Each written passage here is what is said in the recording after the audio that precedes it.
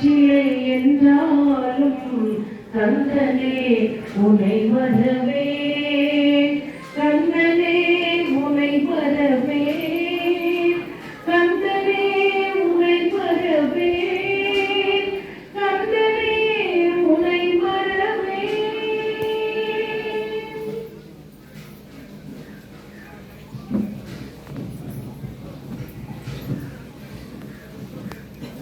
அடுத்ததாக இந்த நிகழ்ச்சியினுடைய இந்த இடத்துல இங்கே வந்துட்டு உங்களுக்கு அருளும் பொருளும் கிடைக்க வேண்டும் என்ற பிரார்த்தனைக்காக நாம் எல்லாம் இங்கே சொல்லியிருக்கின்றோம்.